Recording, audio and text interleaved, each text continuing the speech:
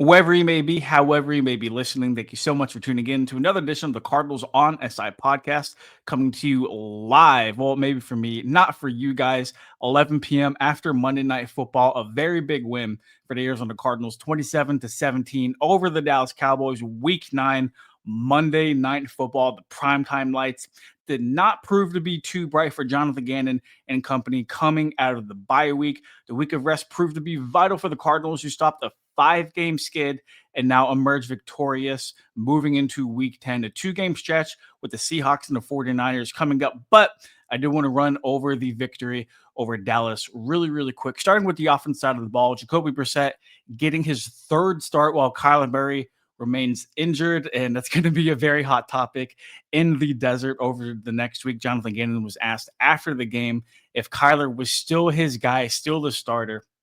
He said, absolutely.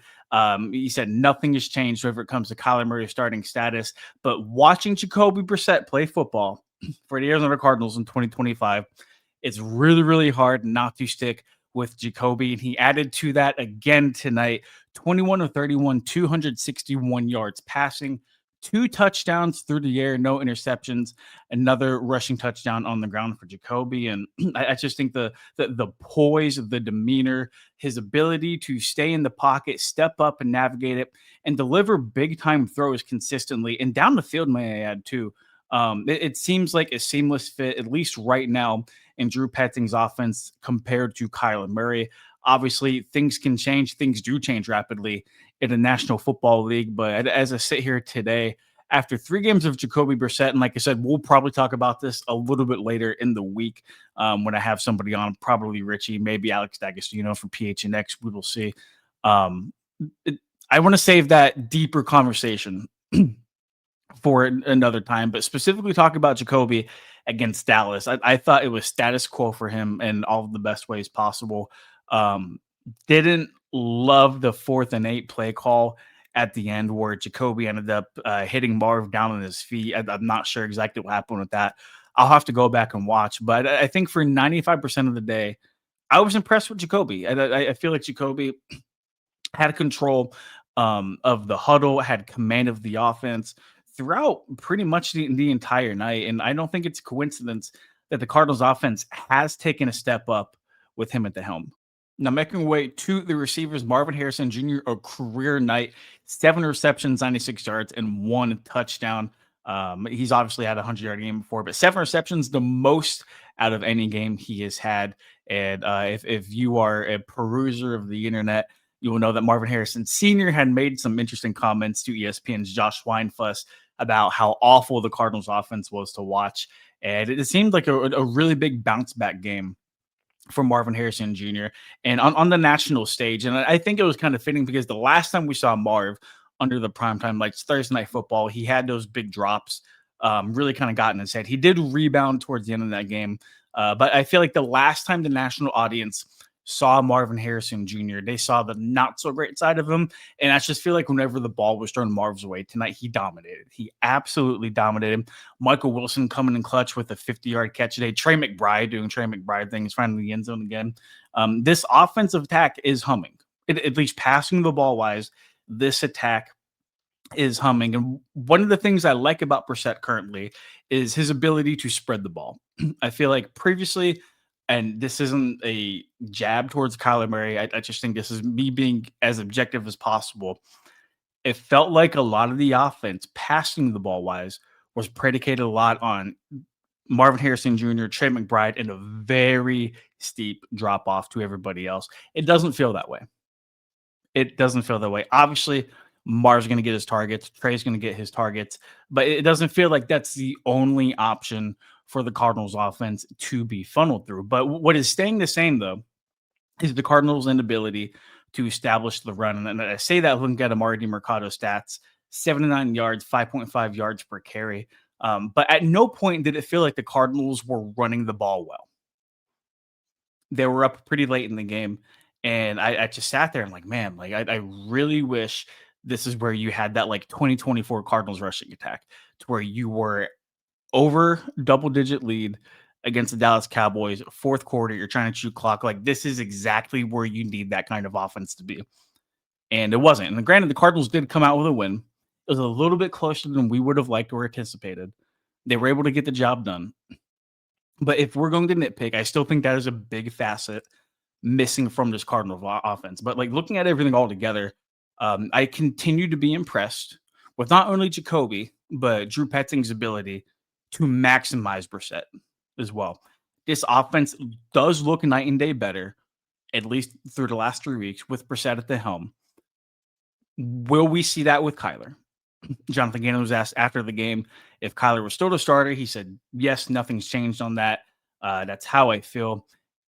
At least publicly, Kyler's still the guy. We'll probably talk a little bit later this week if that is the right call. But until otherwise, Jacoby Brissett, in my eyes, is the better option for sure. Flipping over to the defensive side of the ball, this Cowboys attack was coming off of a letdown game against the Denver Broncos. It's one of the most potent offenses in the league. Even after the Denver game, it was still a top 3 ranked offense in a lot of major statistics. And for a team that ran the ball extremely well, I was concerned. I was concerned heading into this game. Nick Rallis did a phenomenal job, and I give Jonathan Gannon some credit here too. Game planning for this Cowboys offense because they really didn't get going until Max Melton left with a concussion, and he was ruled out, I think, a little bit later in the second half. And the Cardinals were up by 2 or 3 possessions in the fourth quarter, and they were kind of in that cover for, hey, don't let anything get behind us. Don't get beat deep. Just keep everything in front of us. Granted, Dallas did find some momentum at the end. And like I said a little bit earlier, I think it was a little bit too close for everybody's liking in Arizona. But a win is a win, and Arizona's even stepped up phenomenally whenever they needed. And when evaluating this Cardinals defense, I think there's so many players you can look to and highlight. Mac Wilson, who tied for the team lead in tackles, even after I think going out with an abdominal. Wow, it's super late. An abdominal injury. Tyler Buda Baker, a team high 7 tackles. It's still, I mean, forced a fumble. Buda Baker recovered the fumble, if you recall, before the blocked punt. I want to talk about the rookies. Walter Nolan, NFL debut. He lived up to the hype. Walter Nolan looked every bit as advertised. The Cardinals had been preaching and talking and beating the drum the entire time. He was sidelined with that calf injury of how, like he's a really smart dude. He's going to be ready. He's going to be good to go. And they were right. they were right because Walter Nolan looked like that game wrecking presence. He was at Ole Miss. This is one game. We're not going to make any rational thoughts or stick our flag in the hills and die on it after one game. It's a very long season. Like he still has a lot of catching up to do to get on pace with everybody else in the room. But God, did he look good. He looked good affecting the passer. He looked good in the run game. He looked good in one-on-ones. Like everything you could have wanted Walter Nolan to be, he was. Then you look at second round pick Will Johnson with some phenomenal coverage today, but 6 total tackles really sticks out to me. I really like Will because he's not afraid to get dirty. It feels like a lot of the corners, especially nowadays, who come into the National Football League either are good tacklers or they're good in coverage. Very rarely do you get a guy who not only is good at both, but embraces both. And I think that's what Arizona got in Will Johnson. And the more he plays, the better he's getting, the more of a rhythm he's getting into stepping onto an NFL field. And that's scary. It's very, very scary because Will Johnson, I think, is trending very much to what a lot of people hoped he was going to be coming out of Michigan, sliding out of the first round and got that chip on his shoulder. I love it. For all intents and purposes, he looks great. But like the rookie production didn't stop there. Denzel Burke with the game-sealing pick there at the end, stepping up for Max Melton whenever he went out with that concussion in the second half. Cody Simon forcing a fumble in the second half to give Cardinals back to possession. It seemed like the Cardinals are getting the most out of the rookie class, not just on day 1, not just on day 2, but also day 3 as well. And I cannot emphasize this enough. It's only 1 game sample size, but like you have to be excited about the potential that these kids bring. Overall, it's just a great defensive effort. Took their foot off the gas a little bit at the end. That still is something that needs to be fixed. So the Cardinals are going to get where they want to get.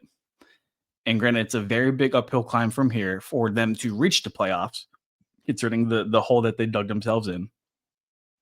But the defense was supposed to be your strong suit for Arizona entering 2025. And I think so far, so good. Nick Rallis did a phenomenal job tonight. And just looking at the team stats here, I mean, the biggest one that stands out to me is the three Dallas turnovers to Arizona 0. And when you outgame the Dallas Cowboys and you force three turnovers and have none, you are going to win the football game. You're going to win a lot more games than you lose playing good, clean football like that. 2 penalties for 10 yards.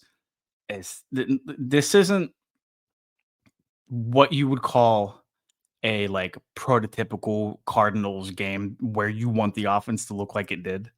There's still some things they want to clean up, but they look good. that offense for not the first time in 2 weeks because Jacoby's had them playing a little bit better. They're looking better. They look like they are improving week after week after week. And like you only hope with like a very tough stretch coming up against Seattle and then against San Francisco back-to-back weeks, you can only hope that improves. But what we saw on Monday night, if we can get that on a weekly basis, I think the Cardinals are really going to be a team to watch in the second half. Are they going to make the playoffs? Probably not. But I think it goes to show that they were in every single game with offense that was considerably levels lower than what it is right now. And we can get into a lot of talks. We can get into a lot of arguments about why the offense looks like it does and how it can continue improving on what it's shown previously. But all in all, I just think like this is probably the most complimentary football we have seen the Cardinals play. And I think that's a good and bad thing because they still took their foot off at the gas at the end. They still made everybody sweat. Classic cardiac Cardinals.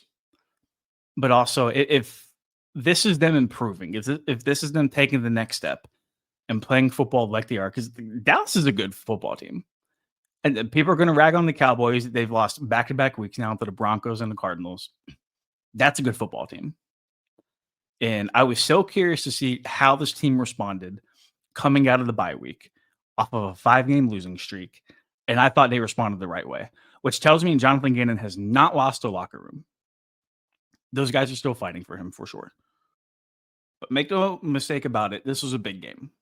This was a very big game for an Arizona Cardinals team that needed to win. This was as close to a must win for Arizona without it actually being a must win. And I think the good news with this is they're going to parlay this into another big game next week against Seattle and then another big game after that against San Francisco. The games, when you dig yourself into a 2-5 hole, they only get bigger and bigger as the season goes on. There's still a lot of questions this team needs to answer, especially at the quarterback position. For as much as Jonathan Gannon wants to talk about Kyler as the guy, I think there needs to be serious conversations on who should be the starting quarterback moving forward. But like I said, we'll get into that in another podcast later in the week. A very big win for Arizona. A very, very big win. It was so key for them to come out of the bye week on a 5-game losing skid and respond like they did. I was very, very impressed by that. Probably the best game we've seen them play from start to finish, and there's still a lot of room for improvement. And I think that's exciting. I really, really do. We'll catch you guys a little bit later this week to talk quarterback controversy, little things the Cardinals can or can't do. We also have the NFL trade line coming up on Tuesday. I think it's like 4 or 5 o'clock Eastern time. Shout out daylight savings time in Arizona for everybody tuning in. But we'll catch you guys next time. Thank you so much for tuning in to another edition of the Cardinals on SI podcast. You can follow me on Twitter at Donnie Drew and follow work at si.com/NFL/Cardinals. We will see you guys later.